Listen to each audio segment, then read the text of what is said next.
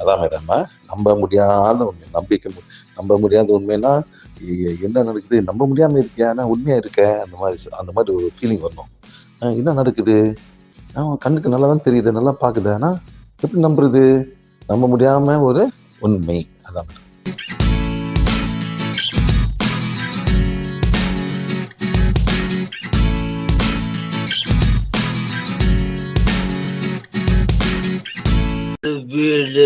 என்னோட ஹஸ்பண்டுக்கு வந்து பிரெயின்ல வந்து செரிப்ரல் அட்ரோபி சொல்லிட்டாங்க. சிறுமூளை சுருங்கி இருக்குன்னு. மேரேஜ் பண்ணும்போது அவங்களுக்கு ஃபிட்ஸ் மட்டும் தான் இருக்குன்னு சொல்லியிருந்தாங்க. ஆனா அந்த ஃபிட்ஸ்னால அவர் வந்து டீஜெனரேட் ஆகிட்டு இருக்கு பிரெயின்ல இருக்க செல் அப்படின்றது எங்களுக்கு தெரியல. அந்த மாத்திரையோட சைடு எஃபெக்ட்னால. அதனால தான் அவருக்கு மாத்திரை போட்டும் அந்த ஃபிட்ஸ் வந்து கண்ட்ரோல் ஆகல அப்படின்றத அந்த டாக்டரும் சொல்லல. இவரும் அவங்க அந்த சிம்டம்ஸ வந்து ஃபீல் பண்ணல. எனக்கும் அப்பலாம் மெடிக்கல் பத்தி எதுவுமே தெரியாது. ஆ மேரேஜ் ஆகி வந்ததுக்கப்புறம் ஒரு சில விஷயம்லாம் இவர பத்தி தெரிய ஆரம்பிச்சுச்சு. ஏன் இந்த மாரி இவரு எமோஷனலா இருக்காரு? டேப்லெட் ஏன் அதிகமா எடுத்துக்கிறாங்க? டேப்லெட் போட்டாலும் ஏன் ஃபிட்ஸ் வருது? உடனே அன்கான்ஷியஸ் போறாரு. ஹாஸ்பிட்டலுக்கு போறோம். அவரு இன்னமும் டோஸ் அதிகமா போட்டு குடுக்குறாங்க. அதுக்கப்புறம் இவரு ரியாக்ஷனு, பிஹேவியர், எமோஷனல்லாம் அதிகமாகுது. அப்புறம் அதுக்கு ஹோமியோபதி எடுக்கிறோம். இந்த மாரி ஏன் போய்க்கிட்டே இருக்குன்றது அப்பதான் கொஞ்சம் கொஞ்சமா ஸ்டடி பண்ண ஆரம்பிச்சேன். டாக்டருக்குமே எதுவுமே சொல்ல தெரியல அவங்க வந்து. அ ஃபிட்ஸுக்கு மாத்திரை அதிகமா போடும்போது பிரெயினோட ஃபங்ஷன் வந்து குறையுது. குறைஞ்சோனே இவர் எமோஷனலா அத வந்து காட்டுறாரு. உடனே அதுக்கும் சைக்காலஜிக்கலா ஒரு மாத்திரைய குடுத்து ஆஃப் பண்ணிடுறாங்க. ஸோ ஒர்க்ல இவரால கான்சன்ட்ரேட் பண்ண முடியாம போயிருச்சு.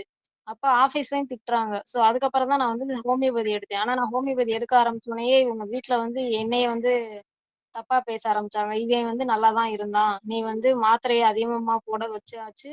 ஆ இந்த ஹோமியோபதியும் எடுக்க ஆரம்பிச்சாச்சு அப்படின்னு சொல்லி என்னைய தான் ப்ளேம் பண்ண ஆரம்பிச்சாங்க. இப்படிலாம் எக்ஸ்ட்ரா ஹோமியோபதிலாம் எடுக்கக்கூடாது. நாங்க எப்பயும் பார்க்குற டாக்டர்ட்ட தான் பார்க்கணும். வேற டாக்டர் போக்கூடாது, மாத்தக்கூடாது. ஆனா இவருக்கு அன்கான்ஷியஸ் ஆகி நாங்க ஹாஸ்பிட்டல்ல சேர்ந்தப்பலாம் அவங்க வீட்ல இருந்து வந்து யாருமே பார்க்க மாட்டாங்க. நீயே தான் போணும், நீயே தான் வரணும் அப்படின்ற மாரி சொல்லிட்டாங்க. நான் கூப்பிட்டாலும் வேலை இருக்கு, வேலை இருக்குன்னு சொல்லி தான் ஸ்கிப் பண்ணாங்களே ஒழிய எனக்கு அப்பலாம் அவங்கள பத்தி தெரியாது. இவரோட ப்ராப்ளமே எனக்கு தெரியாது. அப்புறம் போக போக தான் ஒன் பை ஒன்னா தான் ஒரு 1 இயர் ஆச்சு இவர நான் ஸ்டடி பண்றதுக்கே. கல்யாணம் ஆன 3வது மாசத்துல இருந்து நான் இவர ஹாஸ்பிட்டல்ல வச்சு பார்த்துட்டு தான் இருக்கேன். மாசம் மாசம் ஹாஸ்பிட்டல் போவோம். 6 மாசத்துக்கு ஒரு தடவ ஹாஸ்பிட்டல்லே அட்மிட் ஆகுற மாரி 1 மந்த் 1 வீக் இருக்கிற மாரி அந்த மாரி அன்கான்ஷியஸ் போயிருவாரு. அந்த மாரி தான் இருந்துச்சு. அப்புறம் தான் எனக்கே ஒரு தெரிஞ்சுச்சு. அப்புறம் ஹோமியோபதி ஃபுல்லா எடுத்ததுக்கப்புறம் ஓரளவுக்கு நார்மல் ஆனாரு. அது எமோஷனல் லெவல்ல அந்த அ எக்ஸ்ட்ரா வர்ற கோவம், இதெல்லாம் வந்து கான்ஷியஸ் அந்த கான்சன்ட்ரேஷன், ஃபோக்கஸ்லாம் ஓரளவுக்கு நல்லா வந்ததுக்கப்புறம், சரி நல்லா இருக்கு அப்படின்னு சொல்லிட்டு அவரே அலோபதி மாத்திரைய கொஞ்சம் குறைச்சு விட்டாரு. ஆ அதுக்கப்புறமும் ஃபிட்ஸும் நல்லா குறைஞ்சிருந்துச்சு. அப்ப அப்படியே கொஞ்சம் நல்லா போய்க்கிட்டே இருந்துச்சு. திரும்ப வந்து இவரா வந்து நமக்கு நல்லா சரியாயிருச்சு அப்படின்னு சொல்லிட்டு, இவரே வந்து கொஞ்சம் குறைக்க ஆரம்பிச்சுட்டாரு. இன்னொன்னு வேலையில கொஞ்சம் டென்ஷனும் ஆயிருச்சு. எங்களுக்கு அப்புறம் குழந்தை இல்லையா, குழந்தை இல்லையான்னு சொல்லி எல்லாரும் கேட்க ஆரம்பிச்சோனே, அதை இவர் ஒரு ஸ்ட்ரெஸ்ஸா எடுத்துக்கிட்டாரு. ஸோ அந்த டைம் மாத்திரையும் குறைச்சு, இவர் ஸ்ட்ரெஸ்ஸும் ஆனதுக்கு அப்புறமும் ரொம்ப எமோஷனல் ஆனதுக்கப்புறம், ஆ திரும்பவும் அஃபெக்ட் ஆயி ஃபிட்ஸ் வர ஆரம்பிச்சுருச்சு. அப்ப திரும்ப அலோபதி எடுக்கிற மாரி ஆயிருச்சு. ஹாஸ்பிட்டல் அட்மிட் ஆயி. இந்த மாரி தான் நடந்துகிட்டே இருந்துச்சு. அப்புறம் ரொம்ப பகல்லேயே எப்பயுமே ஃபிட்ஸ் வராது. நைட்டு தூக்கத்துல மட்டும் தான் ஃபிட்ஸ் வரும். ஆனா, ஒரு நாள் ஆஃபீஸ்லேருந்து வரும்போது டே டைம்ல ஈவினிங் வந்து ரோட்ல விழுந்துட்டாரு ஃபிட்ஸ் வந்து. அந்த மாரி எப்பயுமே விழுந்ததே இல்ல. அப்ப வந்து டாக்டர் வந்து 15 மாத்திரை போட்டுக்கிட்டு இருந்தாரு. அலோபதி மாத்திரையே. ஆ கொஞ்சம் கொஞ்சமா அப்படியே இன்கிரீஸ் ஆயி 15 மாத்திரை போட ஆரம்பிச்சுட்டாரு. அந்த மாத்திரைக்குமே கண்ட்ரோல் இல்லாம பகல்லே ஃபிட்ஸ் வந்துருச்சு அப்படின்னு சொல்லி, இன்னமும் மாத்திரைய இன்கிரீஸ் பண்ணி குடுத்தாங்க. ஃபிட்ஸ் மாத்திரையே தான். என்னென்ன ஃபிட்ஸ் மாத்திரை இருக்கோ எல்லாத்தையுமே இப்ப 5 வெரைட்டி ஆஃப் ஃபிட்ஸ் மாத்திரை இருக்குன்னா, காலையிலயே 5 மாத்திரை, மதியானம் ஒரு 5 மாத்திரை, சாயங்காலம் ஒரு 5 மாத்திரைன்னு சொல்லி ஒரு நாளைக்கு 15 மாத்திரை போட்டுட்டு இருப்பாரு. அப்படி இருந்து ஃபிட்ஸ் வந்துருச்சுன்னு சொன்னோனே, திரும்பி இன்னும் மாத்திரை எழுதி குடுத்து, அ அப்ப இவருக்கு வந்து என்னால எந்திரிக்க முடியல, கண்ணு திறக்க முடியல, மயக்கமா வருது அப்படின்ற மாரி சொல்ல ஆரம்பிச்சுட்டாரு. அப்ப நாங்க டாக்டர்ட்ட கேட்டப்ப, மாத்திரை வந்து உடம்புக்கு அக்செப்ட் பண்ணணும். அதுவரைக்கும் உடம்பு இந்த மாரி தான் நமக்கு ரியாக்ஷன் காட்டும். அக்செப்ட் பண்ணிருச்சுன்னா, அவரோட ஆக்டிவிட்டி செய்ய ஆரம்பிச்சுருவாரு. அதுவரைக்கும் நீங்க வீட்ல வச்சு பார்த்துக்கோங்க அப்டின்னாங்க. வீட்ல 10 நாளும் இருந்து அந்த மாத்திரையும் போட்டதுக்கு அப்புறமும் கேட்கல. இவருக்கு எனக்கு விரலா தான் தெரியுது. என்னால நிக்க கூட முடியல அப்டின்னு சொல்ட்டாரு. அப்புறம் நாங்க திரும்ப டாக்டர்ட்ட கேட்டதுக்கு, சரி 1 மாசம் ஆனாலும் பரவால்ல வீட்லயே வச்சுருங்க அப்டின்னு சொல்லிட்டாரு. அப்புறம் நாங்க வேற டாக்டர மாத்துற மாரி தான் ஆச்சு. அப்புறம் அந்த எல்லாரும் அக்கு பிரஷர் நல்லாருக்கும். ஃபிட்ஸுக்கு சரியாகும் அப்படின்னு சொல்லி தூண்டி விடுவாங்க. சரி நல்லாருக்கும்னு சொல்லி கேட்டதுக்கு ஒரு ஒரு டாக்டர் ரெஃபர் பண்ணாங்க. அந்த டாக்டர்ட்ட காட்டுனப்ப அவர் நாடி பிடிச்சு பார்த்துட்டு, இவர் கிட்னி அடியாற ஸ்டேஜ்ல இருக்கு. உயிருக்கே ஆபத்தான நிலைமையில தான் இருக்காரு. அதனால தான் உங்களுக்கு மாத்திரை ஒத்துக்கல. அதாவது மாத்திரைய வந்து உடம்பு அப்சர்வ் பண்ற ஸ்டேஜ தாண்டி வந்துட்டாரு. இனிமே மாத்திரையால இவர சரி பண்ண முடியாது அப்படின்னு சொல்லி, ஆ அவரு நாடி பிடிச்சு பார்த்துட்டே சொன்னாரு. நீங்க மாத்திரைய உடனே ஸ்டாப் பண்ணிட்டு அதாவது அக்குப்ரெஷர் எடுக்கணும்னா மாத்திரைய ஸ்டாப் பண்ணணும்னாங்க. மாத்திரைய ஸ்டாப் பண்ணிட்டு அக்குப்ரெஷர் எடுத்தா தான் அது போய் வேலை செய்யும். இல்லன்னா மாத்திரை ஒரு பக்கம் வேலை செய்யும். நாங்க பிரஸ் பண்ணி விடுறப்ப அந்த நாடிய பிரஸ் பண்ணி விடுறப்ப அது ஒரு பக்கம் வேலை செய்யும். ஸோ 2மே வந்து முரண்பாடா ரியாக்ட் பண்ணாம போயிரும். அதனால நீங்க இப்ப இவரு இருக்கிற கண்டிஷனுக்கு நீங்க மாத்திரைய நிப்பாட்டிட்டு நாடி பார்க்கும்போது தான் கரெக்ட்டா இருக்கும்னு சொல்லிட்டு மாத்திரைய ஸ்டாப் பண்ண சொல்லிட்டு இது பண்ண சொன்னாரு. 2 மாசம் நல்லா சரியாயிட்டாரு. உடனே சரியாயிட்டாரு. அவரே ஆச்சரியப்பட்டாரு. எப்படி உடனே இவர் சரியா ஒரு 10 நாள் படுத்த படுக்கையா இருந்தாரு. அப்படியே கொஞ்சம் கொஞ்சம் கொஞ்சமா எந்திரிச்சாரு. கொஞ்சம் கொஞ்சமா ஜூஸ் குடிச்சாரு. கொஞ்சம் கொஞ்சமா உட்கார வச்சு, நிக்க வச்சு, நடக்க வச்சு, பேச வச்சு அப்படியே எல்லாத்துக்குமே வந்துட்டாரு. திரும்ப ஆஃபீஸ் போனாரு. ஒரு 10 நாள், 15 நாள் 2 வாரம் தான் லீவ் போட்டிருந்தோம் ஆஃபீஸ்க்கு. அப்புறம் திரும்ப வேலைக்கு போக ஆரம்பிச்சுட்டாரு. வேலைக்கு போயிட்டு, ஒரு நாள் வந்து நாய் கடிக்குது, தொரத்துது என்னைய அப்படின்னு சொல்லிட்டு ஓடி வந்தாரு ஆஃபீஸ்ல பஸ் ஸ்டாப்ல இருந்து இறங்கி வீட்டுக்கு வரும்போது. அன்னையில இருந்து தான் ப்ராப்ளம் ஆரம்பிச்சுச்சு. அ அது அந்த பயத்தினாலயே என்னன்னு தெரியல. அதுக்கு அடுத்து இருந்து கொஞ்சம் கொஞ்சமா அவர் வந்து இடது கால் மட்டும் தாங்கி தாங்கி நடக்க ஆரம்பிச்சாரு. அப்புறம் ஆஃபீஸ்ல வந்து ஏதோ ப்ராப்ளம் இருக்கு. நீங்க கொஞ்சம் பார்த்துட்டு செக் பண்ணிட்டு சொல்லுங்க அப்படின்னு சொல்லி, அவங்களே லீவ் குடுத்துட்டாங்க. ஒரு 2 வீக்ஸ் லீவ் எடுத்துக்கோங்கன்னு சொல்லி. நாங்க அப்பயும் போய் அலோபதி எல்லாம் பார்த்தோம். ஆனா வந்து அவங்க ஒண்ணுமே சொல்லல. சரி எம்ஆர்ஐக்கு ஸ்கேன் எடுத்துடலாம்னு சொல்லி பார்த்தாங்க. எம்ஆர்ஐக்கு ஸ்கேன் எடுத்து ஆனா அந்த டைம்ல ஃபிக்ஸே வரல. எம்ஆர்ஐ ஸ்கேன் எடுக்கும்போது தான் அவங்க சிறுமூளை வந்து சுருங்கியிருக்குன்னு சொன்னாங்க. அந்த டேப்லெட்டோட சைட் எஃபெக்ட் சிறுமூளை வந்து சுருங்கியிருக்கு. ஆனா இத வந்து இப்போ ஒண்ணுமே பண்ண முடியாது. அதுக்கு ட்ரீட்மெண்ட்டே கிடையாது. ஆனா நீங்க வந்து மாத்திரைய வந்து நிப்பாட்ட வேணாம். அத நீங்க போட்டுறது போட்டுக்கிட்டே இருங்க அப்டின்னாங்க. இல்ல நாங்க அக்குப்ரெஷர் எடுக்குறோம்னு சொன்னோம். இல்ல பரவால்ல நீங்க மாத்திரைய பண்ணாம நீங்க அலோபதி எடுத்துக்கோங்க அப்டின்ற மாரி சொல்லிட்டாங்க. ஆக்சுவலா நாங்க அவங்கள்ட்ட போனது கால் வந்து இழுத்து இழுத்து நடக்க ஆரம்பிக்கிறாருன்னு சொல்லி தான் அலோபதிக்கு போனோம். மத்தபடி அவருக்கு ஃபிக்ஸ் வராம இந்த அக்குப்ரெஷர்லயே நல்லா தான் போயிட்டு இருந்தாரு. பட் அவங்களுக்கு வந்து அது தெரியாததுனால, நீங்க மாத்திரைய போடுங்கன்னு சொல்ட்டாங்க. நான் அப்பயும் சொன்னேன். மாத்திரையினால தான் சிறுமூளை சுருங்கியிருக்குன்னு சொன்னீங்க. திரும்பவும் மாத்திரைய போட சொல்றீங்க அப்படின்னு சொன்னேன். இல்ல நீங்க மாத்திரைய போட்டுட்டு, ஆ டிராப்பா குறைச்சுக்கோங்க. ஏன்னா, இப்ப நீங்க மொத்தமா ஸ்டாப் பண்ணிட்டீங்க. அந்த ட்ரீட்மெண்ட் போனதுனால அது ஓகே. உங்களுக்கு இப்போ உடம்பு அத அக்செப்ட் பண்ணிக்கிருச்சுன்னு சொல்றீங்க. திரும்ப நீங்க ஸ்டார்ட் பண்ணிட்டு, ஆ ஆ அந்த கிராஜுவலா வந்து டிராப் பண்ணிக்கோங்க அப்படின்னு சொல்லி சொன்னாங்க. சரின்னு சொல்லிட்டு நான் அத அப்ப அக்செப்ட் பண்ணிட்டு நாங்க திரும்ப மாத்திரை போட ஆரம்பிச்சோம். இதனால வேற எதுவும் வந்துரக்கூடாது அப்படின்னு சொல்லிட்டு. ஆ அது திரும்ப போட்டதுக்கு அப்புறமும் ஆனா அந்த கால் நடக்கிறது வந்து என்ன ப்ராப்ளம்னு அவங்களால சொல்ல முடியல. அது கொஞ்சம் 1 மாசம் கழிச்சு இன்னும் கொஞ்சம் அதிகமாக ஆரம்பிச்சுருச்சு. ஆம். அப்புறம் நாங்க இந்த சித்தா, ஆ வர்மா, ஆ கோட்டக்கல், கேரளால இருக்க கோட்டக்கல் எல்லாமே வந்து போய் பார்த்தோம். அப்புறம் இந்த ஸ்பிரிச்சுவலாவும் கொஞ்சம் கொஞ்சம் போய் பார்த்தோம். பூஜையும் வீட்ல பண்ணோம். அந்த கேரளாவுல சோட்டானிக்கரை பகவதி அம்மன் கோயில் போயிட்டு வந்தா அந்த மைண்ட் ப்ராப்ளம்லாம் சரியாகும். ஆக்சுவலா மைண்ட்ல ப்ராப்ளம் இருக்கிறதுனால தான் அது பிசிக்கலா இந்த மாரி இருக்குன்னு சொன்னதுனால, நாங்க அந்த கோயிலுக்கு இதுக்கெல்லாம் போய் பார்த்துட்டு வந்தோம். ஆனா எதுவுமே வந்து சரியாகல. நாங்க வீடு மாறுனதுனால தான் அந்த மாரி இவருக்கு ஆயிருச்சு அப்படின்னு சொல்லி, இவங்க வீட்ல இருந்து வீட்ட மாத்துன்னு எங்களுக்கு ஃபோர்ஸ் பண்ணாங்க. நாங்க வீட்டையே மாத்தல. ஏன்னா, அது எங்களுக்கு ஒத்திக்கி குடுத்தாங்க. ஆனா, நாங்க எக்ஸ்பெக்ட் பண்ண அமௌண்ட்ட விட அவங்க கம்மியான அமௌண்ட்டுக்கே குடுத்துட்டாங்க. எங்களால முடியலைன்னு சொன்னோனே அக்செப்ட் பண்ணிக்கிட்டாங்க. கொஞ்சம் ஹெல்ப்பும் பண்ணாங்க. இவரால இப்ப நடக்க முடியாதப்ப ஹாஸ்பிட்டல் போயிட்டு வர்றதுக்குலாம் வந்து அந்த ஹவுஸ் ஓனர் ஹெல்ப் பண்ணாங்க. அதனால எங்களுக்கு அது செட் ஆனதுனால நாங்க அந்த வீட்ட மாத்தல. இவங்க வீட்ல இருந்து எதுவுமே ஹெல்ப் பண்ண மாட்டாங்க. அன்னைக்கு இவரு ரோட்ல விழுந்து ஃபிக்ஸ் வந்து விழுந்துருச்சுன்னப்ப கூட, அவங்க அண்ணன் வீட்ல கார் இருக்கு. ஆனா வந்து அ வரேன், கூட்டிட்டு போறேன் அப்படின்னு சொல்லவே இல்ல. நான் வந்து இன்ஃபார்ம் பண்றேன். சரி பார்த்துக்கோ அப்படின்னு சொல்லிட்டு வச்சுட்டாங்க. ஹவுஸ் ஓனர் தான் வந்து அவர் கார்ல ஏத்திட்டு ஹாஸ்பிட்டல்ல வந்து எங்கள வந்து சேர்த்து நைட் வரைக்கும் இருந்து பார்த்துக்கிட்டாங்க. சாயங்காலம் ஆச்சு. நாங்க ஹாஸ்பிட்டல் போயி, டாக்டர் வந்து பார்த்து இவர அப்சர்வேஷன்ல வச்சிருந்து காலையில தான் கூட்டிட்டு போ சொன்னாங்க. நைட்டு கொஞ்ச நேரம் எனக்கு டிஃபன்லாம் வாங்கி குடுத்துட்டு அவர் தான் பார்த்துட்டு போனாங்க. ஸோ அந்த நேரத்துல எனக்கு அந்த ஹெல்ப் கிடைச்சிருது ஆனா. அதுக்கப்புறம் இவரு அந்த நடக்காதது மட்டும் ஏன்னு தெரியல. ஆ ஆனா அது அப்படியே போய்க்கிட்டே இருந்துச்சு. அப்படி நடக்க முடியாம கால் இழுத்து இழுத்து நடக்கும்போதே நாங்க வந்து இந்த சித்தா, ஹோமியோபதி, ஆயுர்வேதா, அக்குப்ரெஷர், அந்த கோட்டக்கல், கேரளா இதெல்லாம் போய் போய் பார்த்தோம் 1 இயரா. ஆனா எதுவுமே சரியாகல. அப்புறம் தான் எங்க அம்மா வந்து பிராண விளக்கிலிங் டிவில வந்து இந்த இது பார்த்து தான் சொன்னாங்க. அத நோட் பண்ணி வச்சு இங்க போலாம் அப்படின்னு சொல்லிட்டு, ஃபர்ஸ்ட் டைம் கிளாஸுக்கு வந்து ஜூலை மாசம் கங்காதரன் சார் கிளாஸ் ஒத்தக்கட மதுரையில போனோம். அப்பயுமே நாங்க வந்து இந்த சென்னைக்கு சித்தா ஹாஸ்பிட்டல் போறதுக்காக கிளம்புனது தான். பகல்ல காலையில அங்க போய் அட்டெண்ட் பண்ணிட்டு, அன்னைக்கே வந்து நாங்க ஜங்ஷன்ல ட்ரெயின் ஏறி அங்க சென்னைக்கு போறதா இருந்து லக்கேஜ் எல்லாம் எடுத்துட்டு இவர கூட்டிட்டு போய் பார்த்துட்டு வந்தோம். அப்ப அவர் சொன்னாரு பாஸ்ட் லைஃப் கர்மானால தான் அஃபெக்ட் ஆயிருக்காரு. சிறுமூளையில தான் பிரச்சனை இருக்கு அப்படின்ட்டு. அது வந்து தானா தான் சரி பண்ண முடியும். நீங்க வந்து ஹீலிங் குடுத்துக்கிட்டே இருங்கன்னு சொல்லி ஹீலிங்கு, ஆரா கிளென்சிங் இதெல்லாம் சொல்லிக் குடுத்தாங்க. அப்புறம் மன்னிப்பு மாண்டு, அஃபர்மேஷன்லாம் குடுத்தாங்க. அதையும் எடுத்துட்டு தான் போனோம். அதுல இருந்து தான் படிக்க ஆரம்பிச்சேன். ஆனா அப்ப வந்து எனக்கு வந்து நம்பிக்கை இல்ல. ஏன் அப்டின்னா, நான் வந்து அந்த 1 இயரா வீட்ல பண்ற பூஜை, வெளிய பண்ற பூஜை, இந்த ஹாஸ்பிட்டல் அந்த எல்லா இதுவுமே பார்த்துட்டோம். சித்தா, ஹோமியோபதி எல்லாமே பார்த்ததுனால, எதுலயுமே சரி பண்ண முடியாது. அதாவது சரி பண்ண முடியலன்னு சொல்றத விட, என்ன பிரச்சனைன்னு இவருக்கு கண்டுபிடிக்க கூட அவங்களால முடியல. சித்தாலலாம் போய் பார்த்தப்ப, தாம்பரத்துல நேஷனல் இன்ஸ்டிடியூட் ஆஃப் சித்தா இது இருக்கு.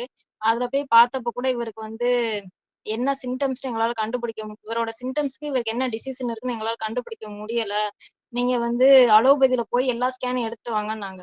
நாங்க போய் எல்லா ஸ்கேனும் அலோபதியில எடுக்க போனா, பழைய ரிப்போர்ட் இப்ப தானே எடுத்திருந்தோம். எடுத்திருந்தத பார்த்துட்டு, ஆ ஒண்ணும் பிரச்சனை இல்ல. நீங்க எதுக்கு திரும்ப திரும்ப எம்ஆர்ஐ ஸ்கேன்லாம் திரும்ப திரும்ப எடுக்க முடியாது. ஒண்ணும் பிரச்சனையே இல்ல அப்படின்னு சொல்லிட்டு இவரோட சிம்ப்டம்ஸ் எல்லாம் கேட்டாங்க. அதெல்லாம் சொன்னதுக்கு அப்புறமும், இதுக்கெல்லாம் எந்த டெஸ்டும் எடுக்க முடியாது. எம்ஆர்ஐ மட்டும் தான் எடுப்பாங்க. அத நீங்க ஏற்கனவே எடுத்துட்டீங்க. இப்ப 3 மாசத்துக்கு முன்னாடி திரும்ப எடுக்கக்கூடாது. நார்மலா தான் இருக்கு அப்படின்னு சொல்லி திரும்ப அனுப்பிச்சு விட்டாங்க. அப்புறம் திரும்ப இவருக்கு வந்து சைக்காலஜிக்கலா எதுவும் ப்ராப்ளம் இருக்குமா? அதாவது அந்த சிக்னல் அ பிரெயின்ல இருந்து வர இன்ஸ்ட்ரக்ஷன் மூலமா தான் நம்ம கை, கால வந்து அசைக்க முடியும். ஸோ அப்ப அந்த பிரெயின்ல இருந்து வர இன்ஸ்ட்ரக்ஷன் வந்து கரெக்ட்டா இருக்கா, இல்லையா அப்படின்னு சொல்லி அந்த மேக்னெட்டிக் வேவ் தெரப்பி வச்சு செக் பண்ணுவதா சொல்லி, கீழ்ப்பாக்கம் மெண்டல் ஹாஸ்பிட்டல்ல மட்டும் தான் அந்த தெரப்பி வச்சிருக்காங்க. அங்க போய் நீங்க ஒரு தடவ அந்த சிக்னல் டிரான்ஸ்ஃபர்மேஷன் எப்படி இருக்குன்னு சொல்லி செக் பண்ணிட்டு வாங்க அப்படின்னு சொன்னாங்க. அங்க போய் பார்த்தா, அவங்க சொல்ற எல்லாத்துக்குமே இவரு ஒபே பண்றாரு. நாங்க இந்த மாரி ஒபே பண்ற பேஷண்ட்டுக்கு வந்து அதாவது கான்ஷியஸா இருக்கிற பேஷண்ட்டுக்கு வந்து நாங்க இந்த மாரி தெரப்பி குடுக்க மாட்டோம். அப்படி பார்க்கவும் கூடாது. அது ஒரு எலக்ட்ரிக் ஷாக் மாதிரி தான் இருக்கும். அத பண்ணக்கூடாது.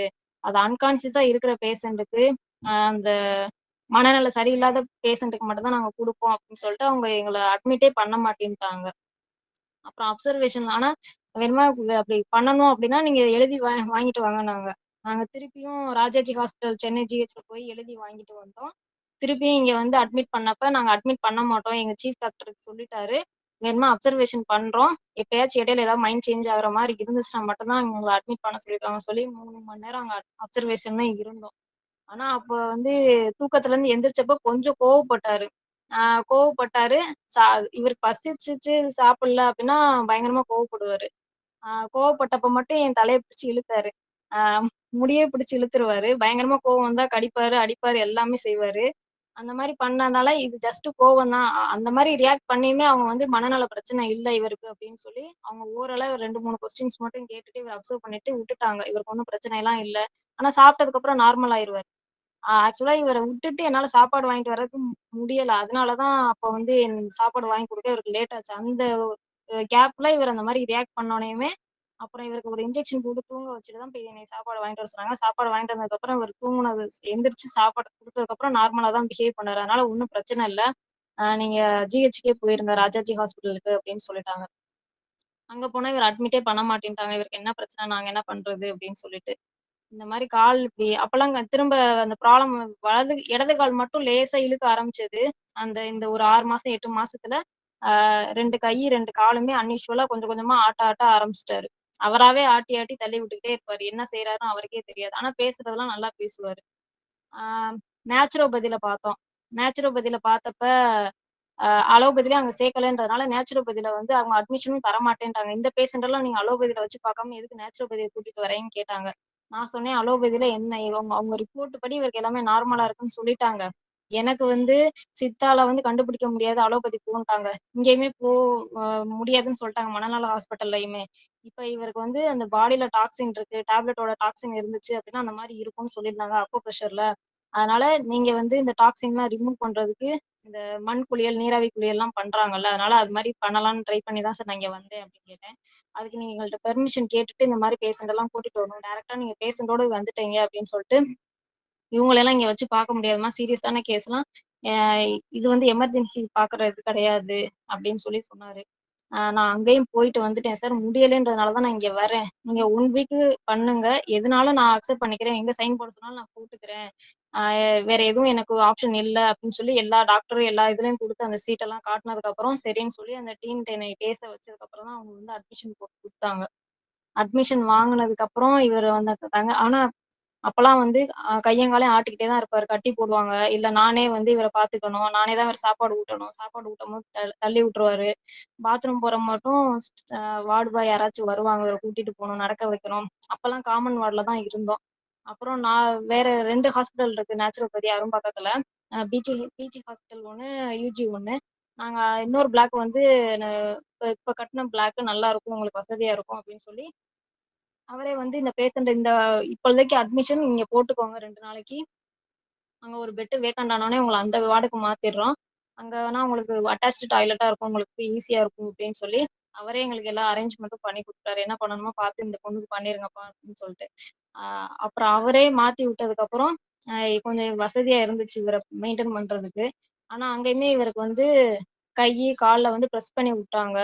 தூங்குறதுக்கு. நல்லா டீப் ஸ்லீப் இருந்தாலே கொஞ்சம் நல்லா கோஆப்பரேட் பண்ணுவாங்க இன்னும் அப்படின்னு சொல்லிட்டு, நல்லா தூங்குறதுக்கான ப்ரெஷர் தான் பண்ணி விட்டாங்க கையிலயும், கால்லயும். உள்ளங்கால்லயும். அப்புறம் காதுல வந்து ஆரிக்குலர் தெரப்பின்னு ஒண்ணு இருக்கு அப்படின்னு சொல்லி காதுலயுமே பிரஸ் பண்ணி முடிச்சதுக்கு அப்புறம் தான் பிவிஹெச்ல எங்க அம்மா அது சொல்லியிருந்தாங்க. அதனால எனக்கு பிவிஹெச்ல என்டர் ஆகும்போது அந்த நம்பிக்கை இல்ல. ஆனா அதுக்கப்புறம் ஒரு ஸ்டேஜ்ல ஜிஹெச்ல சேர்ந்தப்ப நான் இந்த பிவிஹெச் அஃபர்மேஷனும் வாண்டும் வாங்கிட்டு வந்துட்டோம். ஒரு கிளாஸ் மட்டும் அட்டெண்ட் பண்ணிட்டு. அவரு என்ன எப்படி ஆரா கிளென்சிங் பண்ணணும் எல்லாமே அந்த அன்னைக்கு டேலயே எங்களுக்கு சொல்லிக் குடுத்தாரு. அத ஃபாலோ பண்ணிக்கிட்டே வந்தோம். ஹாஸ்பிட்டல்ல தான் அப்பலாம் இருந்தோம். ஒரு 2 1/2 மாசம் ஹாஸ்பிட்டல்ல தான் இருந்தோம். சென்னை ஜிஹெச்ல. அந்த வாண்டே அஃபர்மேஷன் வாங்கிட்டு நாங்க டைரக்ட்டா ஜிஹெச்சுக்கு தான் போனோம். அங்க போய் இவருக்கு அட்மிட் பண்ணி, வேற எந்த ஆப்ஷனும் இல்ல. அட்மிட் பண்ணியே ஆகணும். வீட்டுக்கு கூட்டிட்டு போற சூழ்நிலையில இல்ல அப்படின்றனால அவங்க அட்மிட் போட்டு என்ன ஏதுன்னு கண்டுபிடிக்கணும்னு பார்த்தாங்க. எல்லா டெஸ்டும் எடுத்தாங்க. நார்மல் வந்துருச்சு. சரி நாங்க டிஸ்சார்ஜ் ஆயி போய்க்கிறோம் விடுங்க அப்படின்னு சொன்னப்பயும் விடமாட்டேன்ட்டாங்க. அ அப்பலாம் அந்த வாண்டு, அஃபர்மேஷன் வச்சு டெய்லி நாங்க படிச்சுக்கிட்டே தான் இருந்தோம். அ அம் அந்த பிரெயின்ல டிபின்னு சொல்லி தான் கடைசில அனுப்பிச்சு விட்டாங்க. எந்த டெஸ்ட்டுமே நார்மல் வருது. அந்த ஆட்டோ இம்யூன் டிஸார்டர் டெஸ்ட் கூட எடுக்கணும்னு சொல்லி எல்லாமே எடுத்து பார்த்தாங்க. எதுவுமே நார்மல்னு வந்ததுனால, அப்புறம் கடைசில பிரெயின்ல டிபின்னு சொல்லி அனுப்பிச்சு விட்டாங்க. அ வீட்டுக்கு வந்ததுக்கப்புறம் ஆனா அந்த டைம்ல வந்து எங்களுக்கு ரொம்ப கஷ்டமா இருந்துச்சு. அப்ப அந்த அஃபர்மேஷன் படிச்சப்ப தான் கொஞ்சம் கொஞ்சமா அடுத்தடுத்து எங்களுக்கு ஹெல்ப் வர ஆரம்பிச்சுச்சு. அதாவது அந்த டைம்ல இவர் வந்து ரொம்ப கோவப்பட்டு என் காத கடிச்சுட்டாரு. அப்ப என் காதுல இருக்கிற செல்லு வந்து நான் இவர பாத்துக்க யாருமே இல்ல. இப்ப நான் வந்து இவர ஸ்டேபிள் பண்ணி படுக்க வச்சுட்டு தான் நான் வந்து எனக்கு ஃபர்ஸ்ட் எய்டே பண்ண போணும். அதுக்கே ஒரு 2 ஹவர்ஸ் ஆயிடுச்சு இவர ஸ்டேபிள் பண்ணி நான் படுக்க வச்சுட்டு போறதுக்கு. அப்ப அங்க போனோனே எனக்கு காதுல வந்து எமர்ஜென்சி பாக்க மாட்டேன்ட்டாங்க. இது வந்து violence case first police entry போடணும் கேஸ் அப்படின்னு சொல்லிட்டு. அது நான் அப்போ இல்ல இந்த மாரி பேஷண்ட் இப்படி இருக்கிறதுனால தான் இப்படி ஆயிடுச்சு. இது ஒண்ணும் கேஸ் குடுக்கணும்னு அவசியம் இல்ல அப்படின்னோனே, வார்டுக்கே ஃபோன் பண்ணி கேட்க சொல்லியிருந்தேன். வார்டுக்கு ஃபோன் பண்ணி அங்க நியூரோ வார்டுல தான் நாங்க இருந்தோம். நியூரோ வார்டுலயே டாக்டர்ட்ட இந்த மாரி ஸ்ரீராம் பேஷண்ட்டுக்கு வந்து இந்த மாரி அவங்க ஒய்ஃப கடிச்சுட்டாங்க. இங்க வந்திருக்காங்கன்னோனே, அவங்களே வந்து ஓகே ஒண்ணும் பிரச்சனை இல்ல. நீங்க என்ட்ரி போட்டுக்கோங்க. அந்த கேஸ எடுத்துக்கோங்கன்னதுக்கப்புறம், அவங்க அக்செப்ட் பண்ணிட்டு அதுக்கப்புறம் ஒரு சின்ன ஃபாலோ பண்ண தான் ஆரம்பிச்சேன். ஆனா அதுல எனக்கு அப்பவும் நம்பிக்கை இல்ல. அதுக்கடுத்து நாங்க கேரளா போற மாரி சூழ்நிலை ஒண்ணு அமைஞ்சுச்சு. ஆனா அதுக்கப்புறம் தான் எனக்கு புரிய ஆரம்பிச்சுச்சு. நமக்கு என்ன ஹாஸ்பிட்டல் போனாலும் என்ன ஏதுன்னு சொல்ல மாட்றாங்க. பட் இந்த மாரி கொஞ்சம் கொஞ்சமா அஃபர்மேஷன் படிச்சோனயே, அது ஏதோ வேலை செய்ற மாரி எனக்கு அப்பதான் கொஞ்சம் அ நம்பிக்கை வர ஆரம்பிச்சுச்சு. ஏன்னா எனக்கு கேரளால அலோபதில இப்படி நல்லா பார்ப்பாங்க. இப்படி ஒரு ஹாஸ்பிட்டல் இருக்குன்னு எனக்கு தெரியாது. ஆனா 2, 3 பேர் அந்த மாரி சொல்ல ஆரம்பிச்சாங்க. அதுக்கு காசு இல்லையே அப்படின்னு நினைக்கும்போது, காசும் வந்து நாங்க குரூப்ல இவரோட வாட்ஸ்அப் குரூப் ஃப்ரெண்ட்ஸ்ல வந்து கேட்டு வாங்கி தரோம்ன்னு சொல்லி இவங்க ஃப்ரெண்ட்ஸே சொன்னதுக்கப்புறம், ஆ அப்பதான் எனக்கு கொஞ்சம் நம்ப ஆரம்பிச்சுச்சு. தானா அது நடக்கிற மாரி இப்படி ஒரு ஹாஸ்பிட்டல் இருக்கு. இங்க போனா கியூர் பண்ணிருவாங்கன்னு சொல்றாங்க. அது போறதுக்கான காசும் அரேஞ்ச் பண்றதுக்கு ஃப்ரெண்ட்ஸ் வந்து நான் அரேஞ்ச் பண்ணி தரேன்னு 2 பேர் வீட்ல வந்து இவர பார்த்துட்டு சொல்லிட்டு போனாங்க. அப்புறம் தான் எனக்கு நம்பிக்கை வந்து அதுக்கப்புறம் தான் நான் நம்பிக்கை வந்து ஃபுல்லா படிக்க ஆரம்பிச்சேன். ஒரு கான்ஃபிடென்ட்டோட படிக்க ஆரம்பிச்சேன். அப்புறம் ஹாஸ்பிட்டல் அங்க கேரளா போயிட்டு வரும்போது, கேரளால மட்டும் தான் செக் பண்ணி என்ன ப்ராப்ளம்னு கண்டுபிடிக்க ஆரம்பிச்சாங்க. அதுவரைக்கும் என்னால 1 இயர் இவருக்கு என்ன ப்ராப்ளம்னு கண்டுபிடிக்கவே முடியல. அஃபர்மேஷன் படிச்சதுக்கப்புறம் கேரளா போனோம். கேரளா போற வாய்ப்பு கிடைச்சுச்சு. கேரளா போயிட்டு வந்ததுக்கப்புறம், இவரு அந்த அலோபதி மாத்திரை சாப்பிட்டதோட லெவல் வந்து பிளட்ல வந்து அதிகமா கலந்திருக்கு. அதனால தான் அப்படி ரியாக்ட் பண்ணியிருக்கறதா வந்து சொன்னாங்க. நேச்சுரோபதிலயுமே அது சொன்னாங்க. ஃபிட்ஸ் வருதுன்னு சொல்லி மாத்திரை குடுக்குறீங்க. அது வந்து கை, கால இழுக்க விடாம ஸ்டாப் பண்றதுக்கு தான் அந்த மாத்திரை போய் வேலை செய்யுது. அந்த மாத்திரையவே நீங்க அதிகமா போட்டுக்கிட்டே இருந்ததுனால, உங்களோட ஃபங்ஷனே வந்து நார்மலா கை, கால வந்து இயக்க முடியாத அளவுக்கு அந்த மாத்திரையோட டோஸ் வந்து வேலை செஞ்சுருச்சு. அதனால இவர் கை, கால் வந்து இ வேலை செய்யாத அளவுக்கு போயிருச்சு. மத்தபடி இவருக்கு வர்ற ஃபிட்ஸ் வந்து பிசிக்கலா வராம, பிரெயினுக்குள்ள அ பிரெயினுக்குள்ள வராம பிசிக்கலா வருது அப்படின்ற மாரி நேச்சுரோபதில ஒண்ணு சொன்னாங்க. இங்க கேரளால வந்ததுக்கப்புறம் இவருக்கு ஃபிக்ஸ் எதுவுமே வரல. கை, கால் அசைவெல்லாம் ஓரளவுக்கு ஸ்டாப் ஆயிருச்சு. அதுக்கேத்த மாரி ஜிஹெச்ல மெடிசின் குடுத்துருந்தாங்க. கேரளால அத வந்து பிசிக்கலா வந்தா தான் ஃபிக்ஸ் வந்து நார்மலா இருக்கும். இவருக்கு வந்து சைலண்டா பிரெயினுக்குள்ள போய் பிரெயின இன்னமும் அஃபெக்ட் பண்ணிருச்சு. அப்படின்னு சொல்லி ஃபிக்ஸ் வந்தா வரட்டும் விட்டுருங்க. அதுக்காக மாத்திரை போடாதீங்க. மாத்திரை எவ்வளவுக்கு எவ்வளவு குறைக்கிறீங்களோ அவ்வளவுக்கு எவ்வளவு நல்லது. இவருக்கு ஒரு நாளைக்கு 1000 எம்ஜி இருந்தா போதும்னு சொல்லி கண்டுபிடிச்சு அந்த ப்ராப்ளத்த சார்ட் அவுட் பண்ணி எங்கள அனுப்பிச்சு விட்டாங்க. ஓகே, ஓரளவுக்கு ப்ராப்ளம் சார்ட் அவுட் ஆயிருச்சு அப்படின்னு சொல்லிட்டு வீட்டுக்கு வரும்போது படுத்த படுக்கையா தான் இருந்தாரு. ஏன்னா சுயநினைவு இல்ல. ஆஹ் கை கால் எதுவுமே அசைக்க மாட்டாரு. நாங்க கேரளால இருந்து வந்த அன்னைக்கு அடுத்த நாள் தான் சிவா சார் மதுரைக்கு வர்றது எங்களுக்கு வாட்ஸ்அப்ல அந்த குரூப்ல மெசேஜ் வந்துச்சு. அப்ப நாங்க அந்த கிளாஸுக்கு அடுத்த நாள் காலையிலேயே போனோம். அன்னைக்கு முத நாள் காலையில தான் மதுரைக்கே நாங்க வர்றோம் கேரளால இருந்து. அடுத்த நாள் காலையில எல்லாமே வந்து எனக்கு ஆச்சரியமா தான் இருந்துச்சு. நாங்க சிவா சார பார்ப்போம்னு எங்களுக்கு தெரியாது. ஆனா கரெக்ட்டா அவரு அந்த கிளாஸும் வச்சிருக்காங்க. நாங்க கேரளால இருந்து வந்த அடுத்த நாளே அந்த கிளாஸ் வச்சிருக்காங்க அப்படின்றதும் எனக்கு ரொம்ப ஆச்சரியமா இருந்துச்சு. சரி, அந்த கிளாஸ மிஸ் பண்ணிறக்கூடாதுன்னு சொல்லிட்டு, நாங்களும் அப்ப இவர எப்படி கூட்டிட்டு போறதுன்ற பயமும் எனக்கு இருந்துச்சு. சுயநினைவே இல்ல. படுத்த படுக்கையா இருந்தாரு. இவர தூக்கணும்னாலே 4 பேரு வேணும் அப்படின்னு சொல்லிட்டு. அப்ப மாடி வீட்ல வேற இருந்தோம். ஆ சரி பரவால்ல பாத்துக்கலாம். அதுவா நடக்கும் அப்படின்னு சொல்லி நாங்க விட்டுட்டோம். அப்புறம் இவர் ஃப்ரெண்டுட்ட நான் வந்து கேட்டிருந்தேன் ஹெல்ப். அவர் வந்து இல்ல என்னால வர முடியாது அப்படின்ட்டாங்க. நாங்களே வந்து ஒரு டாக்ஸி பக்கத்துல இருக்கவங்கள்ட்ட சொல்லி ஆட்டோ கேட்டிருந்தோம். ஆட்டோல எல்லாம் இவர கூட்டிட்டு போக முடியாது அப்படின்னு சொல்லிட்டு அவரே ஒரு காரை அரேஞ்ச் பண்றேன்னு சொல்லி ஒரு காருக்கு சொல்லி வாடகை மட்டும் குடுத்துருங்கன்னு சொல்லிட்டு 4 பேர் அப்புறம் பக்கத்துல இருக்கவங்க எல்லாரையும் கூப்பிட்டு இவர வந்து தூக்கி கார்ல வச்சு நாங்க ஆஸ்பத்திரிக்கு வந்தோம். அப்ப சிவா சார பார்த்தோனயே ஆனா என்னால பார்க்க முடியல. அந்த கிளாஸும் அட்டெண்ட் பண்ண முடியல. இவருக்கே தான் நான் வந்து பார்க்குற மாரி இருந்துச்சு. பக்கத்துல உட்கார்ந்திருந்தோம். அப்ப கிளாஸ் நடந்திருந்தெல்லாம் எனக்கு சரியா கான்சன்ட்ரேட் பண்ணி கேட்கவே முடியல.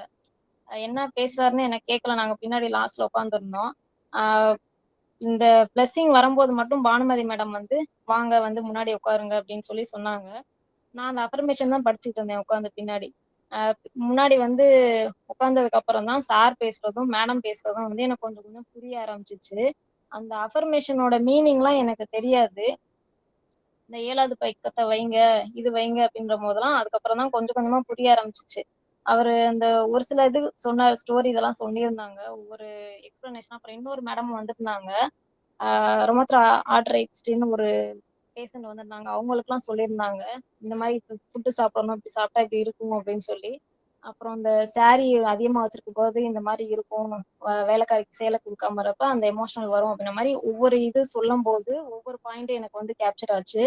ஆ அப்போ சார் வந்து என் வீட்டுக்காரருக்கு வந்து பாஸ்ட் லைஃப் கர்மானால தான் இவர் இப்படி இருக்கிறாரு.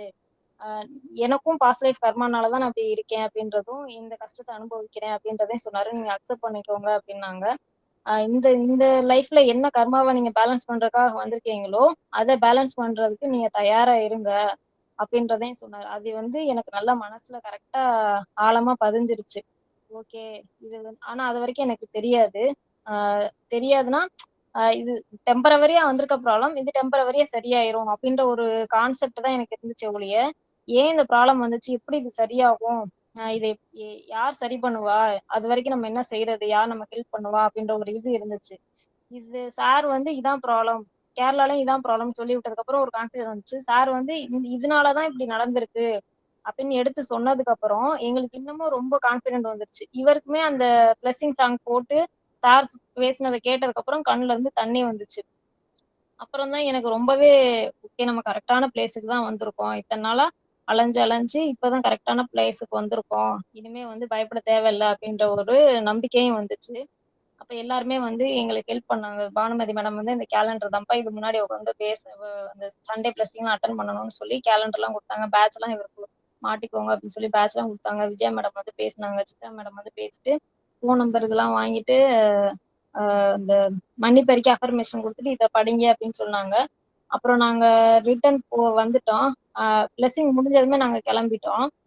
அன்னைக்கு நைட்ல இருந்து எல்லாமே படிக்க ஆரம்பிச்சோம். இவருக்கும் ஃபேஸ்ல வைக்க சொன்னாங்க. ஃபேஸ்ல வச்சு இவருக்கும் காட்டிட்டே இருந்தோம். சண்டே பிளெஸிங்கு, அந்த அமாவாசை பிளெஸிங்கு, பௌர்ணமி பிளெஸிங்லாம் எங்களால அட்டெண்ட் பண்ணவே முடியாது. ஏதாச்சும் இவரோட ஃப்ரெண்ட் வந்துருவாங்க. இல்லன்னா இவருக்கே ஃபிக்ஸ் வந்து படுத்துருவாரு. அப்ப என்னால அத செய்ய முடியாது. ஆனா இவரு அந்த படுத்த படுக்கையா இருந்தம்போது கூட, நான் கொஞ்சம் இவருக்கு வந்து அந்த பெட் கேர் பண்றதெல்லாம் நான் பண்ணிருவேன். எனக்கு அப்ப கோவமா எதுவுமே வராது. ஆனா இவரு கொஞ்சம் கொஞ்சமா எந்திரிக்க ஆரம்பிச்சாரு. அஃபர்மேஷன் படிக்க படிக்க ஒரு 10 ஒரு 2 வீக்ஸ்ல இவர் கொஞ்சம் கொஞ்சம் கண் முழிப்பாரு. ஜூஸ் குடுப்பேன். எந்திரிச்சு உட்கார வச்சு சாப்பாடு ஊட்டுவோம். ஆனா சாப்பிட மாட்டாரு. உட்கார முடியாது. ஒரு வாய் சாப்பிட்டதுமே சாஞ்சு விழுந்துருவாரு. ஆ அப்படியே 1/2 மணி நேரத்துக்கு ஒரு தடவ எந்திரிச்சு எந்திரிச்சு உட்காருவாரு. அப்ப மட்டும் தான் கொஞ்சம் கொஞ்சம் சாப்பாடு குடுப்போம். ஜூஸு, பழங்கள் இடையில இடையில குடுத்துருவேன். ஆ திருப்பி படுத்து படுத்து விழுந்துருவாரு. அப்புறம் ஒரு 5 நிமிஷம் உட்கார வச்சுட்டு நானே படுக்க போட்டுருவேன் இடையில. 1 மணி நேரத்துக்கு ஒரு 5 நிமிஷம் எந்திரிச்சு உட்கார வச்சு படுக்க போட்டுருவோம். ஆ முதுகே அவருக்கு நிக்காது. இப்படி உட்கார வச்சா ஒண்ணு இப்படி முன்னாடி விழுந்துருவாரு. இல்லன்னா இப்படி சாஞ்சு இந்த லெஃப்ட் சைடு, ரைட் சைடு விழுந்துருவாரு.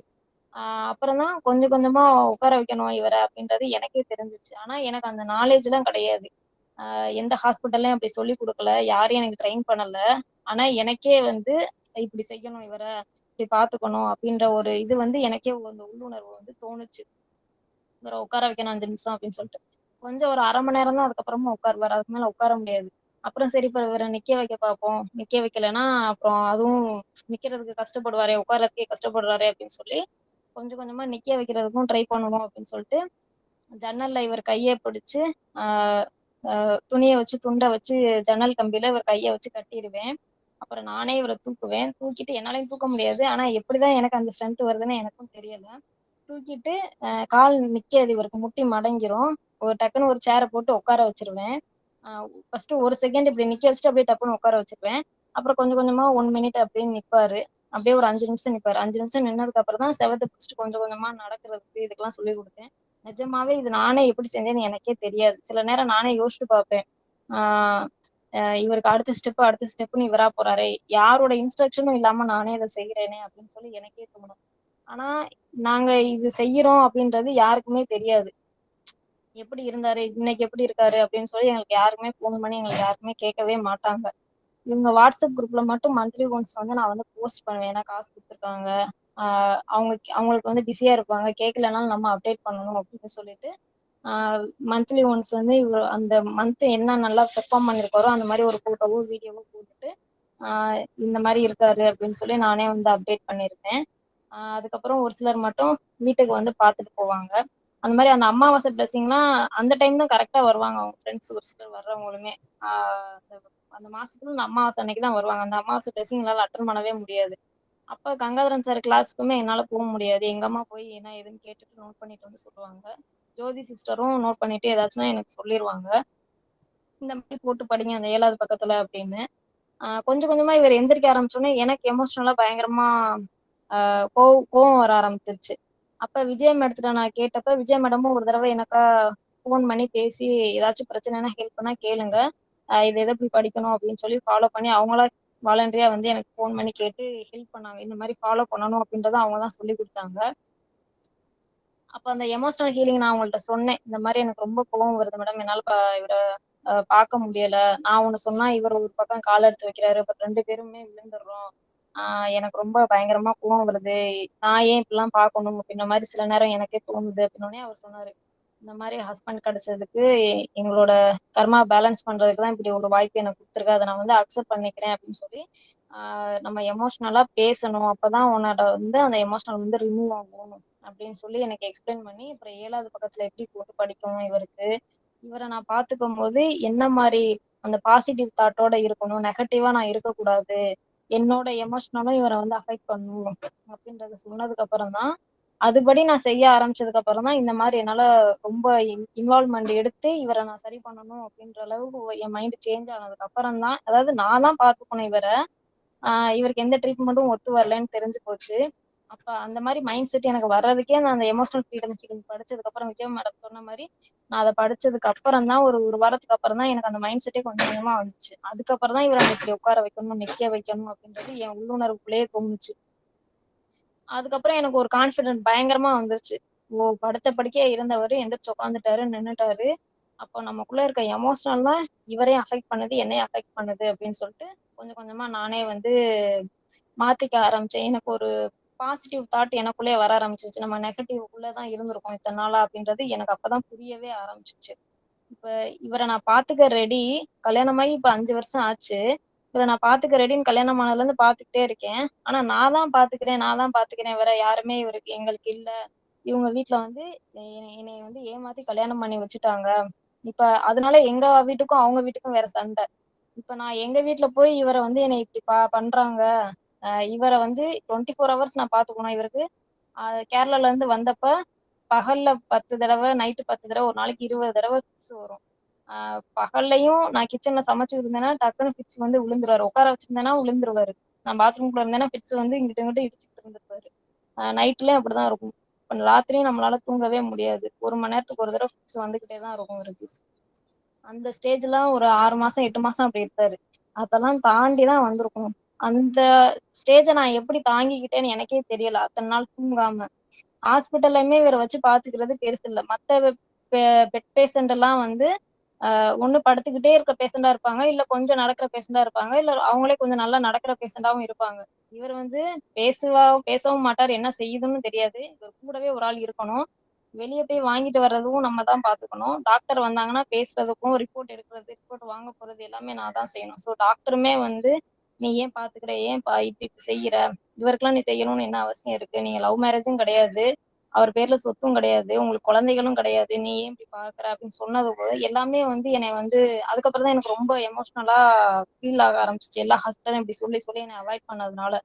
ஆ அந்த நிலைமையில இருந்து நான் வந்தது வந்து இந்த எமோஷனல் ஃபீலிங்க்கு அப்புறம் தான்.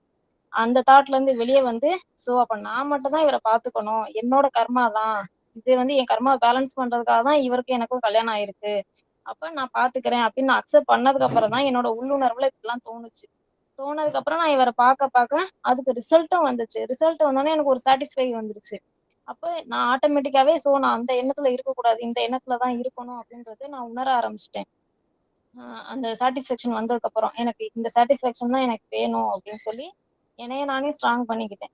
அப்ப ஆனா இடையில இவர அம்மா இல்லன்னா எங்க அம்மா வந்து இவங்க என்னைய கோவப்படுத்திருவாங்க, இல்லன்னா இவர கோவப்படுத்துவாங்க. ம். அப்புறம் விஜய் மேடத்துல கேட்டப்ப, அவங்களுக்கும் படிக்கணும்ப்பா அப்படின்னு சொல்லி, அத எப்படி செய்யணும் அப்படின்னு சொல்லி அத சொல்லிக் குடுத்தாங்க. ஆ இந்த வாண்ட வச்சு அவங்க பேர சொல்லி இந்த மாரி அவங்களுக்கு சொல்லணும் அப்படின்னு சொல்லிட்டு, அவங்க பேர போட்டு நெறைய தடவ மணி பறிக்க படிக்கணும் அப்படின்னு சொல்லி, அதெல்லாம் முடிஞ்சதுக்கு அப்புறம், இவரு கொஞ்சம் கொஞ்சமா பேச ஆரம்பிச்சாரு. இவர பேச வைக்கிறதுக்கு, எழுத வைக்கிறதுக்கு எல்லாமே செஞ்ச வச்சோம். எல்லாமே ஓரளவுக்கு நல்லாவே செஞ்சாரு. அப்புறம் சென்னையில வந்து இந்த பெரும்பாக்கத்துல சார் வந்திருந்தாரு. போன வருஷம். அதுக்கு வந்து நாங்க போலான்ட்டு கொஞ்சம் நல்லாவே ரெடி ஆயிட்டாரு. போலான்ட்டு பஸ்ல பிடிச்சு கிளம்பி போயிட்டோம். எனக்கு வந்து எப்படி போவோம்லாம் தெரியாது. நாங்க அதுநாள் வரைக்கும் வேற எந்த ட்ரீட்மெண்ட்டுமே எடுக்கல. பிராண வயலட் ஹீலிங் மட்டும் தான் எடுத்தோம் 2 வருஷமா. ஆ 2 வருஷமா வீட்டிலேயே இருந்து இதே மாரி ஃபாலோ பண்ணி கொஞ்சம் ரெடி ஆயிட்டாரு. இவருமே படிப்பாரு. மணி பெருக்கி எல்லாமே படிப்பாரு. ஆ நானுமே இந்த பிளெஸிங்லாம் எல்லாமே அட்டெண்ட் பண்ண ஆரம்பிச்சுட்டோம். விடாம எல்லாமே அட்டெண்ட் பண்ண ஆரம்பிச்சுட்டோம்.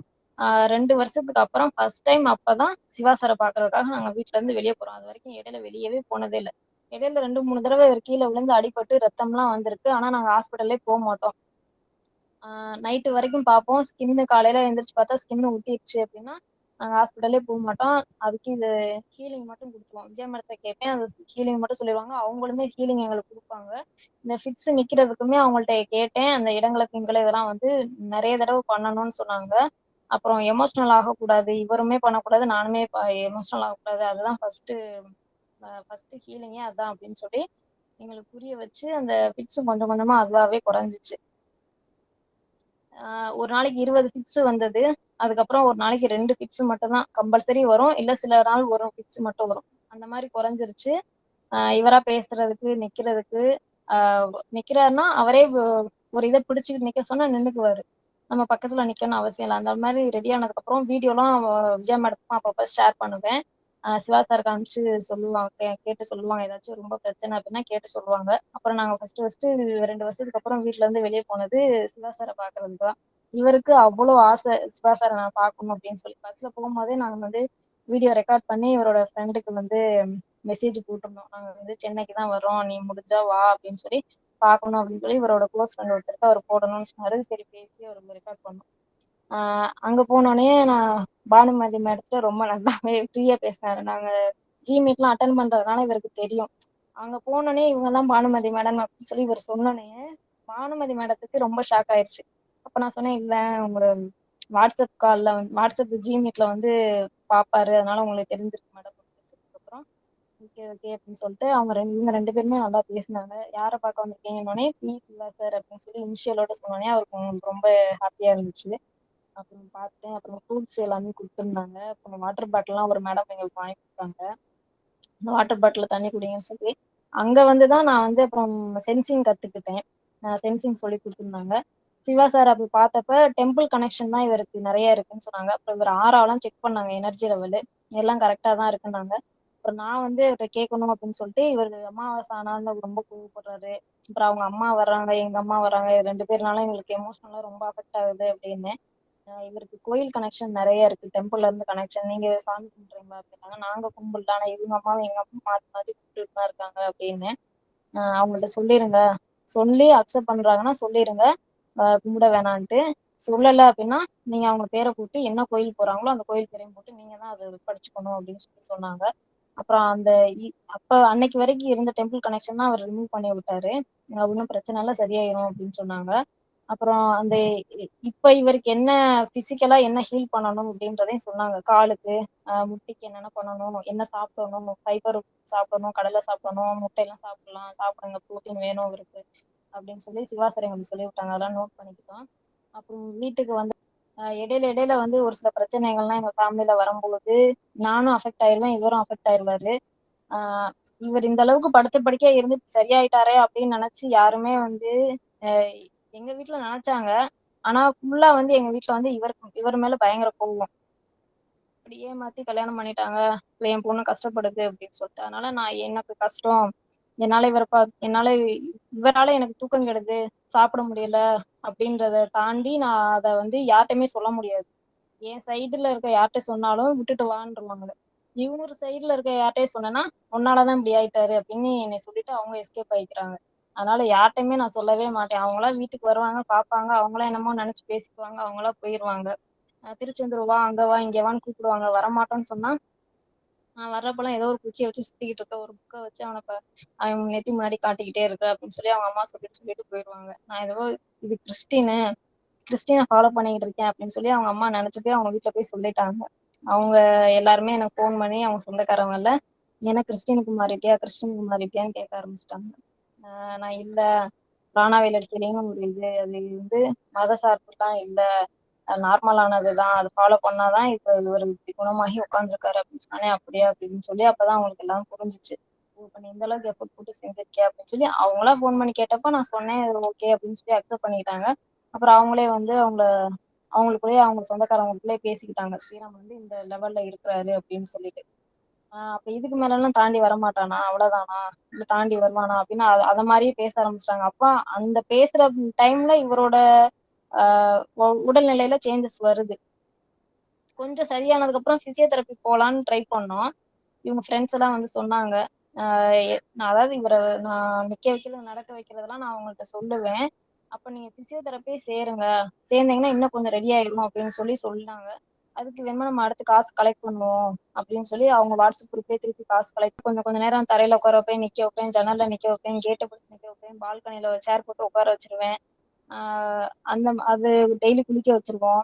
அந்த மாரி இருக்கிறதுனால அவருக்கு கொஞ்சம் அது ஒண்ணும் தெரியல. நம்ம பேஷண்ட் அப்படின்ற ஒரு ஃபீலிங்கே அவருக்கு இல்லாம இருந்துச்சு. ஆனா இந்த பிசியோதெரபி போனோனே இவ்ளோ பிரச்சனை இருந்ததுனால அவரு என்ன ஏதாச்சும் நினைச்சு ஓவர் திங்க் பண்ணியிருப்பாரு. இல்ல அவரே வந்து நம்மள்ட்ட சொல்ல மாட்டாரு. ஆனா அவர் எந்த பிரச்சனைனாலும் அவர் மனசுக்குள்ளேயே வச்சு நினைச்சுக்கிட்டே இருப்பாரு. அது பண்ண பண்ண ஃபிட்ஸும் அதிகமாயிருச்சு. பகல்லே ஃபிட்ஸ் வர ஆரம்பிச்சிருச்சு. ஒர்க் அவுட் செஞ்சுட்டு இருக்கும்போதே ஃபிட்ஸ் வர ஆரம்பிச்சிருச்சு.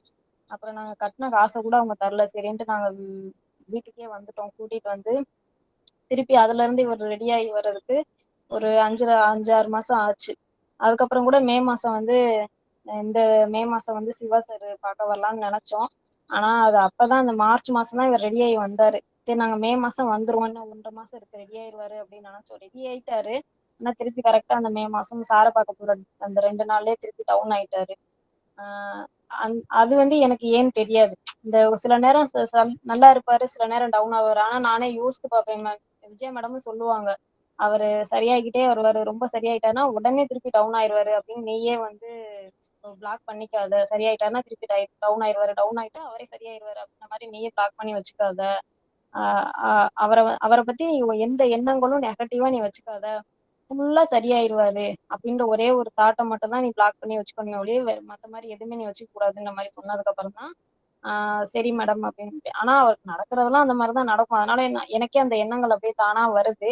இருந்தாலும் சரி, அந்த எண்ணம் வந்துருச்சுன்னா நான் உடனே எடுத்து இந்த நானே தான் நான் ஒளி அந்த பக்கம் படிப்பேன். ஏன்னா எனக்குள்ள அந்த தாட் வரக்கூடாது.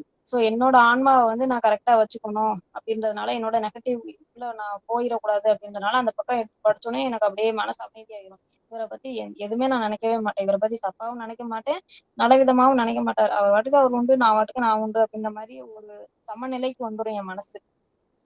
அதனால அது ரெண்டையுமே நான் அடிக்கடி படிக்க ஆரம்பிச்சேன். அதுக்கப்புறம் இவர் இந்த மே மாசம் சிவா சாரை பார்க்க முடியாமலே போயிடுச்சு.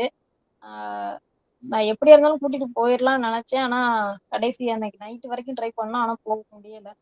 அப்புறம் ஒரு 2 நாள்ல இவராவே ஆட்டோமேட்டிக்கா சரியாயிட்டாரு. அப்புறம் விஜயா மேடம் வந்து இவரோட ஃபுல் இது சொல்லுப்பா, நான் வந்து சார்ட்ட வந்து கேட்டு சொல்றேன் அப்படின்னாங்க. சார் வந்து இவரோட இது ஃபுல் இது கேட்டாங்க அப்படின்னு சொன்னோடனே, போட்டோ கேட்டாங்கன்னொடனே, நான் வந்து இவர் முடியாம இருந்ததுல இருந்து இந்த மாசம் இந்த டேட்ல வந்து இப்படி முடியாம இருந்தாரு அப்படின்னு சொல்லி அதுக்கான ஒரு போட்டோ, அப்புறம் எப்ப சரியானாரு, எப்ப திருப்பி டவுன் ஆனாரு, எப்ப சரியானாரு அப்படின்ற மாதிரி ஒரு டேப்லெட் காலம் மாதிரி போட்டு கொடுத்தேன். ஃபுட்டுல திருப்பி கரெக்ட் பண்ண ஹீலிங் பண்ணியாச்சு. இதுக்கப்புறம் நீங்க ஃபுட்டுல கரெக்ட் பண்ணீங்கன்னா நார்மல் ஆயிருவாரு அப்படின்னு சொன்னாங்க. அதே மாதிரி ஃபுட்டுல என்னென்ன பண்ணணும்னு சொன்னாங்க. ரைஸ் அவாய்ட் பண்ணுங்க கொஞ்ச நாள் அப்படின்னு சொல்லி அது பண்ணோடனே கொஞ்சம் ஓரளவுக்கு உடனே 1 மாசத்துல சரியாயிட்டாரு. ஏதோ ஒரு இன்னும் ஒரு அதுக்கு காரணம் வந்து எனக்கு தெரிஞ்சு வந்து எமோஷனலா தான் இருக்கும்னு நினைக்கிறேன். ஒண்ணு நான் எமோஷனல் ஆயிருவேன், இல்லைன்னா இவர் எமோஷனல் ஆயிருவாரு. அது வரவே கூடாது அப்படின்னு சொல்லி இப்ப நாங்க அங்க இருந்த வீடை வந்து காலி பண்ற மாதிரி ஒத்தி காசை எக்ஸ்ட்ரா 3 லட்சம் கேட்டாங்க. அது எங்களால கொடுக்க முடியாது அப்படின்னு சொன்னோடனே சரி காலி பண்ண சொன்னாங்க. நாங்களும் எங்க அம்மா தொந்தரவோ இல்ல இவங்க அம்மா தொந்தரவோ இவங்க வீட்டு சைடு தொந்தரவோ எதுவும் வேணாம் அப்படின்னு சொல்லிட்டு வாடகை வீடு மாதிரி இப்போ வேற ஒரு சின்ன வீட்டுக்கு வந்துட்டோம். இப்ப இங்க யாரும் டிஸ்டர்பன்ஸ் இல்லாதனால இப்ப இங்க வந்ததுக்கு அப்புறம் கொஞ்சம் ஓகே. எங்க வீட்டுக்கு வந்ததுக்கு அப்புறம் கொஞ்சம் டவுன் ஆச்சு இவருக்கு. அப்புறம் திருப்பி சரி பண்ணிட்டா. இப்ப கொஞ்சம் சரியா இருக்காரு. ஹாஸ்பிட்டல் போய் தூங்காம இருந்தாரு. அப்புறம் சரி பண்ணி இப்ப வீட்டுலதான். இப்ப கொஞ்சம் திருப்பி பழையபடி நார்மல் ஆயிட்டாரு. இப்ப திருப்பி முதல்ல இருந்து இவர் வந்து அதாவது ஏற்கனவே எந்த ஸ்டேஜ்ல இருந்தாரோ அந்த ஸ்டேஜுக்கு இப்ப வந்துட்டாரு. திரும்ப வந்து இவரை ஃபுல் ரெக்கவரி கொண்டு வர்றதுக்கு எந்த எமோஷனல் டிஸ்டர்பன்ஸும் இல்லாம கொண்டு வந்துட முடியும்ன்ற ஒரு நம்பிக்கை எங்களுக்கு வந்துருச்சு. இது நாள் வரைக்கும் இப்ப இவருக்கு அப் அண்ட் டவுன் இருந்தது எல்லாமே எமோஷனல்னாலதான் ஒழிய இவருக்கு ஹீலிங்ல வந்து ஒரு முன்னேற்றம் இருந்துகிட்டே தான் இருக்குது. இப்ப அதே ஹீலிங்க எமோஷனல் இல்லாம அப்படியே ஸ்டெப் பை ஸ்டெப்பா கொண்டு போறதுக்கு எங்களுக்கு இந்த வீடு மாறினதுமே ஒரு ப்ளஸ் பாயிண்டா தான் இருக்கு. இப்ப இவரை வந்து ஹீல் பண்ணிட முடியும், இவரை இன்னமும் அடுத்த லெவலுக்கு மூவ் பண்ணி கொண்டு போக முடியும் அப்படின்ற ஒரு நம்பிக்கை நல்லா வந்துச்சு. பானுமதி மேடம், விஜயா மேடம், சித்ரா மேடத்துல இடையில ஒரு தடவை நான் ஃபோன் பண்ணி இவர் கொஞ்சம் இவரோட பழைய வீடியோஸ் வந்து கேட்டிருந்தேன். அந்த ஃபர்ஸ்ட் டைம் நாங்க சிவா சாரை மதுரையில பார்த்தப்ப படுத்த படுக்கையா இருந்தாரு. அந்த வீடியோ இவருக்கு பார்த்தா எப்படி மேடம் இருந்தா படுத்த படுக்க கிடையாது, ஒரு பெட்ஷீட்ல படுக்க வச்சு 4 பேரும் இந்த சாக்குல தூக்கிட்டு வர மாதிரி இப்படி தூக்கிட்டு வந்தீங்க ஃபர்ஸ்ட் மதுரைக்கு. ஞாபகம் இருக்கா உங்களுக்கு? ஆமா. சாரே பயந்துட்டாரு, என்ன மேடம் என்ன ஆச்சுன்னு. சார் இல்ல சார், அவங்களுடைய பிரச்சனை இந்த மாதிரி, சும்மாவது அந்த ஹீலிங்ல இருக்கட்டும்னு கொண்டு வந்து ஸ்டேஜ்ல படுக்க வச்சோம். ஞாபகம் இருக்குங்களா? மூட்டையில ஒரு சாக்குல 4 பக்கம் 4 கயிறு போட்டு கட்டி இழுத்து அவரை அப்படி தூக்கிட்டு வந்து நீங்க ஸ்டேஜ் மேல படுக்க வச்சீங்க இல்லைங்களா?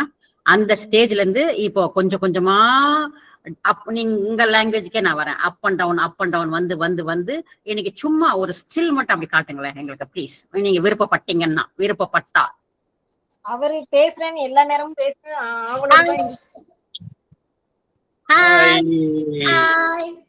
என்ன பேர் உனக்கு? உங்க பேர் என்ன சொல்லுங்க? Sriram. Sriram. Super super super super. நான் யார் தெரியுதா? சூப்பர். சூப்பர். அவங்க விஜய் மேடம் கேளுங்க. அவங்க பேர் கேக்குறாங்க. சித்ரா நீங்க? போதும்பா போதும், எங்களுக்கு இந்த பேர் சொன்னதே போதும், உடுப்பா நீங்க. Thank you thank you thank you madam, thank you. போதும் மேடம். டீம்மேட் வரும்போது யாராச்சும் வேற ஏதாச்சும் டவுட் இருக்கா அப்படின்னு நீங்க கேட்பீங்க. நான் பேசுறேன் அப்படின்னு சொல்லி சில நேரம் மைக் ஆன் பண்ணி பேச ஆரம்பிச்சிருவாரு. உங்களுக்கு டிஸ்டர்பன்ஸா இருந்துக்கும். நிறைய பேர் பேசும்போது பாய் எல்லாம் டேங்க் எல்லாம் இவரும் சொல்லுவாரு. Okay super.